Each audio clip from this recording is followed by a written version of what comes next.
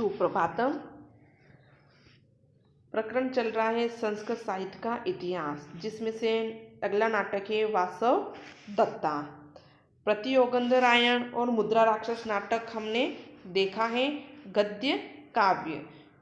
अब अगला है वासव दत्ता। वासव दत्ता नामक एक एव ग्रंथ सुबंधु कृतेन प्राप्यते। वासव दत्ता नामक एक ही ग्रंथ सुबंधु की कृति के रूप में प्राप्त होता है। अयमेव ग्रंथ सुबंधने प्रसिद्धे आधार अस्ति। यही ग्रंथ सुबंधु की प्रसिद्ध कथा का आधार है। अस्य सुबंधो समय कह। इस सुबंधु का समय क्या है? इति अत्र विचार्यते। यहाँ विचार किया जाता है। अयम सुबंधु स्वग्रंथे विक्रमादित्य स्मृति। यह सुबंधु अपने ग्रंथ में विक्रमादित्य को याद करता है। परीक्षा की दृष्टि में वासव दत्ता नाटक वेरी इम्पोर्टेंट है। यही नाटक आपको 5 नंबर का पूछेंगे। स्वप्न वासव दत्ता नाटक 5 नंबर का पूछेंगे, जिसके अंदर इसकी कृति यानी कि इसकी कृति किसने लिखी है, कितने अंकों का नाटक है और इस नाटक में किसका वर्णन स्वरूप बताया गया है। इस तरह से करते हुए आपको 5 नंबर का प्रश्न पूछा जाएगा। आगे, सा रसवता वीता नवका विलसन्ति चरति नो कंकः सरसीव कीर्ति शेषम गतवती भूमि विक्रमादित्ये। परम तु सह कथमो विक्रमादित्यः। अस्मिन् प्रसंगे बहवः आलोचका मिहिरकुल नामकस्य हुण राज्यस्य पराजेता बालादित्य सखा यशोधर्मा एव विक्रमादित्य इति निर्णयति। परम यानी परंतु, सह वह कौन सा विक्रमादित्य है। इस प्रसंग में बहुतों ने आलोचक करते हुए मिहिर कुल नामक हुण राज को पराजित करने वाला बालादित्य का सखा यशोधर्म ही विक्रमादित्य है, यह निर्णय करते हैं। यशोधर्मः समयञ्च षष्ठ शतकस्य मध्यभाग इति निर्णयति। यशोधर्मा का समय 6ठी शती के मध्य भाग में था, यह निर्णय करते हैं। एतेन सुबंधो समय षष्ठ्य भाग इति निर्णयति। सुबंधु का समय 6ठी शताब्दी का पूर्व भाग था, यह कह सकते हैं। एतेन सुबंधो समय षष्ठ शतकस्य पूर्व भाग इति वक्तुं शक्नोति। और यही समय 6ठे भाग के पूर्वांश में लिया गया है, यही इसका वर्णन बताते हैं। नंबर 2 है बाणभट्ट सुबंधो कथा धिया निबंध इति द्वयम कथा इत्यमे स्मृति। बाणभट्ट सुबंधु की कथा को बुद्धि से निबंध आदित्य कथा के रूप में याद करता है। बाण सप्तम शतक उत्पन्न इति तत्पूर्वमेति सुबंधो शतक पूर्व भागत्वम उच्यति। बाण 7वीं शताब्दी में उत्पन्न हुआ, इसके पूर्ववर्ती होने से सुबंध का 6ठी शताब्दी के पूर्व भाग में होना ठीक लगता है। अब इसका जो कथानक है वो इस प्रकार से है। सुबंधो वासवदत्ताया संबंध प्राचीन भारतस्य आख्यायिका वासवदत्ताया उदयनस्य प्रणयकथा च सर्वथा भिन्नस्ति। सुबंधु की वासवदत्ता का संबंध प्राचीन भारत की आख्यायिका वासवदत्ता और उदयन की प्रेम कथा से सर्वथा भिन्न है। अस्य संपूर्ण कथानक कवि मस्तिष्कस्य कल्पना अस्ति। इसका संपूर्ण कथानक कवि के मस्तिष्क की कल्पना है। राज्ञ चिंतामणि पुत्रस्य राजकुमारस्य कंदर्पकेतो स्वप्ने एक परम सुंदरी कन्या आयाति। राजा चिंतामणि के पुत्र राजकुमार कंदर्पकेतु के स्वप्न में एक परम सुंदरी कन्या आती है। तस्य अन्वेक्षणे कंदर्पकेतु स्वमित्रेण मकरंदेन सह सहसा निर्गच्छति। उसकी खोज में कंदर्पकेतु अपने मित्र मकरंद के साथ तुरंत निकलता है। रात्रो स विंध्य वने तिष्ठति यत्र वृक्ष स्थित सारिका ज्ञायते। रात में वह विद्य वन में ठहरता है जहाँ वृक्ष पर बैठी सारिका अर्थात मैना मैना पक्षी से ज्ञात होता है कि पाटलिपुत्र से राजकुमारी स्वप्ने कंदर्पकेतु अपश्यत, कि पाटलिपुत्र की राजकुमारी ने कंदर्पकेतु को स्वप्न में देखा। तस्य कंदर्पकेतो अन्वेक्षणे सारिका तमालिका च संलग्ने स्त, उस कंदर्पकेतु की खोज में सारिका और तमालिका लगी हुई है। एवं विद्या सुख दंपति द्वारा नायक नायिको मेलन भवति, इस प्रकार तोता पक्षी के जोड़े के द्वारा नायक नायिका का मिलन होता है। उभयोः हृदये परस्पर प्रगाढ़ अनुराग अस्ति, दोनों के हृदय में एक दूसरे के प्रति गहरा प्रेम है। परंतु वासवदत्तया पिता श्रृंगारशेखर तस्य विवाह किंचित विद्याधरेण सह कर्तुम इच्छति, परंतु वासवदत्ता का पिता श्रृंगारशेखर किसी विद्याधर के साथ उसका विवाह करना चाहता है। अस्मात् कारणात् वासवदत्ता कंदर्पकेतुं सह विंध्यावट्या पालनं करोति, परंतु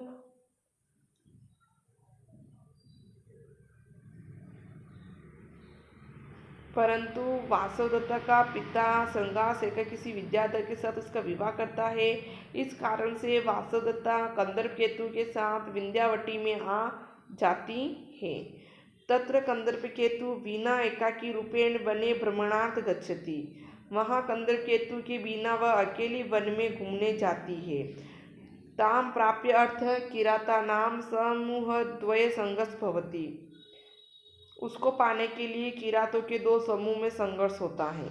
वासवदत्ता गुप्त रूपेण कस्यचित् ऋषि आश्रम में प्रविशति, वासवदत्ता गुप्त रूप से किसी ऋषि के आश्रम में प्रवेश करती है। यत्र सा ऋषि शापवशा शिला रूपेण परिवर्तिता भवति, जहाँ वह ऋषि के शाप के कारण पत्थर की हो जाती है। अपरतः कंदर्पकेतु वासवदत्त वियोग्य आत्महत्या कर्तुम उद्यत भवति, दूसरी तरफ कंदर्पकेतु वासवदत्ता के वियोग में आत्महत्या करने को तैयार होता है। परंतु आकाशवाण्या स विरमति, परंतु आकाशवाणी से वह रुक जाता है। अंत गत्वा स वने तस्य अन्वेषणं करोति, इसके बाद वह वन में उसकी खोज करता है। यत्र कंदर्पकेतु स्पर्शद्वारं सा मानुषी रूपम धारयति, जहाँ वह कंदर्पकेतु के छूने से फिर मनुष्य शरीर धारण करती है। इसके बाद मकरंद तत्र आगच्छति, मकरंद वहाँ आता है। सर्वे राजधान्यां निर्यन्तु सुखपूर्वक जीवन यापन कुर्वन्ति, सभी राजधानी लौटकर सुखपूर्वक जीवन यापन करते हैं।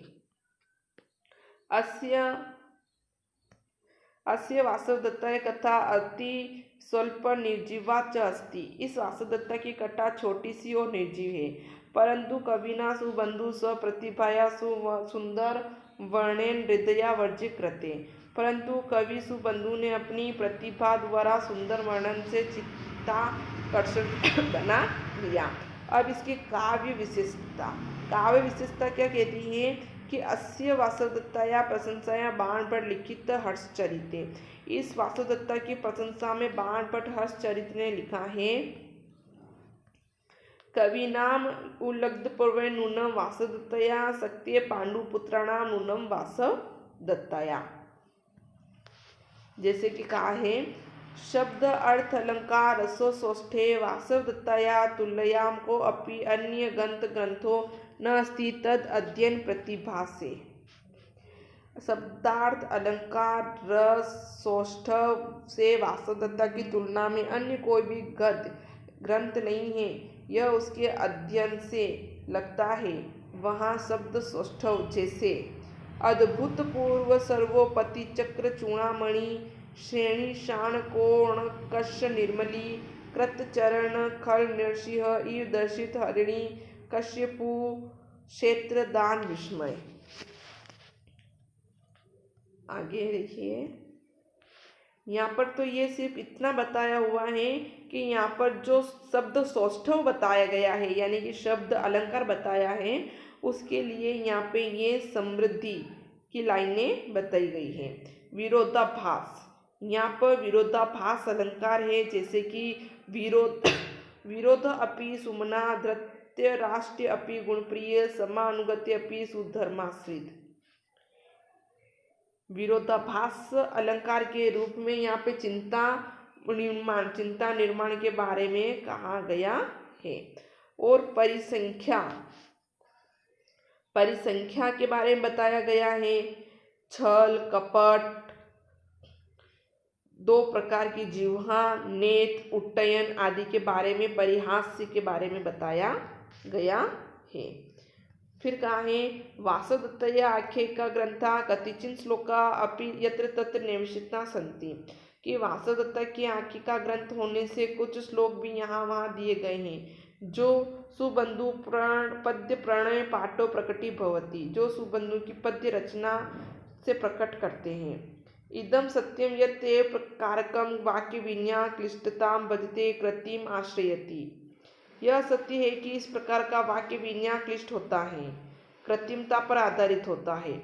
वाचका नाम क्लिशंती, तथापि कल्पना प्रौढ़ी शब्द अलंकार शब्दाभि अयम कवि सकल हृदय स्तुति निर्बाध वक्तुम शक्यते।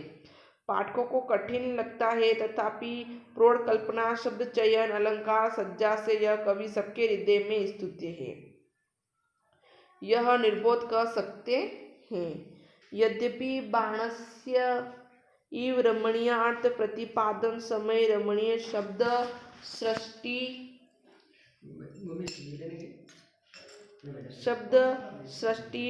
दंडीन पद लालित्य सुबंधो न विद्यते, फिर भी विद्वानों के हृदय में श्लेष आदि विविध अलंकार के प्रयोग से सुबंधु का सम्मानजनक स्थान बताया गया है। अब अगला आता है कादंबरी। कादंबरी में कहा गया है गद्य सम्राट महाकवि बाण भट्टेन विरचित कादंबरी बाण सर्वश्रेष्ठ गद्य काव्य अस्ति। गद्य सम्राट महाकवि बाण भट्ट द्वारा रचित कादंबरी बाण का सर्वश्रेष्ठ गद्य काव्य है। इयम कथा ग्रंथ रूपा अस्ति, यह कथा ग्रंथ रूप है। स्वयं कवि ने कहा है कि विद्या निबद्य द्वयम कथा, कि यह जो गद्य है ये दो काव्यों से निबंध है। इति कादंबरी कथा ग्रंथम उद्घोषति, और इस प्रकार कादंबरी को कथा ग्रंथ घोषित किया गया है। कादंबरिया निबंधा कथा, कादंबरी निबंध कथा है। गुणाकृत्य व्रत कथा कृत्य, गुणकृत्य व्रत कथा से ली गई है। ये प्रश्न पूछा गया है पहले भी, और वेरी इम्पोर्टेंट है, हर बार पूछते हैं कि कादंबरी की कथा किस बृहत कथा से गृहीत की गई है, तो किससे की गई है? गुणाढ्य कथा से की गई है। बृहत कथायां सांप्रतम उपलब्धि नस्ति, बृहत कथा को आजकल उपलब्ध नहीं है। बाण काले सा उपलब्धि आसीत, बाण के समय में उपलब्ध थी। वक्तुम शक्यते, ऐसा कहा गया है। अब कादंबरी का कथानक जो एग्जाम में पूछे जाएगा उसी के अनुसार ही यहाँ पे मैं आपको ये बताऊंगी। कथानक है अस्य कादंबरी कथानक संक्षिप्ते अस्ति, इस कादंबरी का कथानक बहुत ही संक्षेप में है। विदिशया शूद्रको नामक राजा आसीत, विदिशा में शूद्रक नाम का राजा था। एकदा चांडाल कन्या एक पंजरस्थ सुकम तस्मे उपहारत, एक बार एक चांडाल कन्या ने एक पिंजरे में तोता उसको भेंट किया। नृपेण गृहीत, राजा के द्वारा ससुक तस्में शूद्रकाय स्वपूर्वजन्मन कथा आख्यातवान, राजा के द्वारा लिए गए उस तोते ने अपने पूर्व जन्म की कथा शूद्रक को सुनाई। जन्म काले एवं माता मृता तात अपि लुब्धके मारित, जन्म काल में ही मेरे माता और पिता शिकारी द्वारा मारे गए। वृक्षादाय पतितं भूमौ समृद्धं मां चाबली शिष्यंत उदयात उत्थान स्वगुरो आश्रमे नीतवान। तब वृक्ष से नीचे गिरकर सरकते हुए मुझ चाबली शिष्य अत्यंत दया से उठाकर अपने गुरु के आश्रम में ले आया। तत्र जाबली, तब जाबली ने मेरी मृद वृत्तांत इत्थम अकथयत, इस प्रकार से कहा। उज्जैनी तारापीड़ो नाम राजा आसीत, कि उज्जैनी में तारापीड़ नामक राजा था। तस्य पत्नी विलासवती, उसकी पत्नी विलासवती, सुकनाश्च तस्य अमात्य, और सुकनास उसका मंत्री था। प्रौढ़े वयसी नृप चंद्रापीड़ नामक पुत्र था। बड़ी आयु में तारापीड़ ने चंद्रापीड़ नाम का पुत्र हुआ। अब माता सुकनास से सुतस्य वैशंपायन जात। मंत्री सुकनास के वैशंपायन नाम का पुत्र हुआ। ताऊ प्राप्त वयसो गुरुकुल शिक्षितो, वे दोनों बड़े होकर गुरुकुल में साथ पढ़े। सुकनासे राजपुत चंद्रापीड़ सम्यक उपदेश, सुकनास ने राजपुत्र चंद्रापीड़ को अच्छी तरह उपदेश दिया। उपदेश देने के पश्चात सुकनास चंद्रापीड़ को उपदेश दे रहा है। वह लक्ष्मी यानी कि धन लक्ष्मी वैभव के बारे में वो उसे उपदेश देता है। माम विबोध्य तच्छ्रीम लोकांतरम अनिषेध, कि इतनी सी जो ये क्या कहा है कि मैंने पुंडरीक नाम के ऋषि से पुंडरीक ऋषिपुत्र जो था उसके संबंध में यह जो अनुच्छेद है वो बताया गया है। यहाँ पे चंद्रापीड़ कादम्बरी उत्पत्ति, चंद्रापीड़ कादम्बरी से कहता है कादम्बरी पीढ़ियों साक्षात्कार जात द्वय अनुराग जात। कादम्बरी और चंद्रापीड़ दोनों का साक्षात्कार होता है और दोनों में ही अनुराग उत्पन्न होता है। तदे पितु दूते आगत चंद्रापीड़ स्व राजधानी पनिवृत्ति, वहाँ पर पिता के आने पर चंद्रापीड़ अपनी राजधानी चला जाता है। कादम्बरी चंद्रापीड़ विरह देहम त्यक्तुम तत्व सखी पत्र लेखवा, कादम्बरी चंद्रापीड़ के विरह में शरीर त्यागने के लिए अपने सखी से पत्र लिखवाती है। चंद्रापीड़ समीप आगत्य दत्तस्था तमे निवेदे, चंद्रापीड़ के समीप आकर वो उसका निवेदन करती है। इस प्रकार से जो इसकी एक घटना थी ये आगे क्रम में बढ़ती है। एतावती कथा बाणभट्टे लिखित्वा, यह कथा इतनी सी बाणभट्ट ने लिखी। अस्य उत्तरार्ध भाग्य कथा तस्य तयन भूषण भट्ट पूरित्वा, इसके पश्चात इसके आगे की कथा बाणभट्ट के पुत्र भूषण भट्ट ने पूरा किया। तो बाणभट्ट के पुत्र का नाम क्या था? भूषण भट्ट। चंद्रापीड़ राजधानी गच्छन् वैशंपायन तद अनुरोध महाश्वेत आश्रमे विस्थापितवान, राजधानी जाता हुआ वैशंपायन को उसके अनुरोध पर महाश्वेता के आश्रम में ही छोड़ आया। तत्र महाश्वेताम कामयान वैशंपायन तस्य सापेन शुक जातः, वहाँ महाश्वेता को चाहता हुआ वैशंपायन उसके सांप से तोता हो गया, अर्थात एक पक्षी बन गया। ये श्रुत्वा पत्र लेख्या सा आगत चंद्रापीड़ स्व प्राणान विसर्जयन, यह सुनकर पत्र लेखा के साथ आए चंद्रापीड़ ने अपने प्राणों को छोड़ दिया। अथ कादम्बरी ततस्त चंद्रापीड़ दृष्ट्वा बहु अव्यथ, इसके बाद कादम्बरी उस अवस्था में चंद्रापीड़ को देखकर बहुत व्यथित हुई। तत् कादम्बरी महाश्वेत इत्थम दिव्या वाच्यम श्रुत्वा तथेन ततस्तुः, इसके बाद कादम्बरी और महाश्वेता इस दिव्य वाणी को सुनकर वहीं ठहर गई। साप वशा चंद्रापीड़ प्राणे विमुक्तः, साप वंश चंद्रापीड़ प्राण रहित हो गया, तब साप से छूट गया। अस्य देहम संरक्षिता, उसकी देह की रक्षा करो। पुनरपि युवयो युष्मद् अभ्यताम ससंगम भवति, फिर तुम दोनों का उन दोनों के साथ पुनः मेल होगा। इंद्र युद्धो नाम चंद्रापीड़ अश्व तक्षण तस्मिन् संसि आगतः, इंद्रायुध नाम का चंद्रापीड़ का घोड़ा उसी क्षण उसी तालाब में डूब गया। इस प्रकार से और आगे इस कहानी का घटनाक्रम चलता रहता है। अंत में फिर अंत में फिर उसके स्थान पर पुंडरी के मित्र कपिजल के तालाब से निकलकर कादम्बरी और मां सीता को सूचित किया। चंद्रापीड़ चंद्र का वैशंपायन पुंडरीका और इंद्रायुध कपिजल का अवतार थे। यानी कि यहाँ पे जो चंद्रापीड़ है ये किसका अवतार है? वैशंपायन, पुंडरीक और इंद्रायुध के कपिल मुनि का अवतार यहाँ पे इन्हें माना गया है। इस प्रकार से इसका जो चित्रण है वो आगे घूमता रहता है। अब इसका पात्र चित्रण वेरी इंपॉर्टेंट है। देखिएगा कि कादम्बरी पात्र चित्रण सम्यक प्रकार संजीवयता कृति अस्ति। कादम्बरी में पात्रों का चित्रण पहली प्रकार से किया गया है। राजा शूद्रक, जाबली, तारापीड़, महाश्वेता, कादम्बरी सभी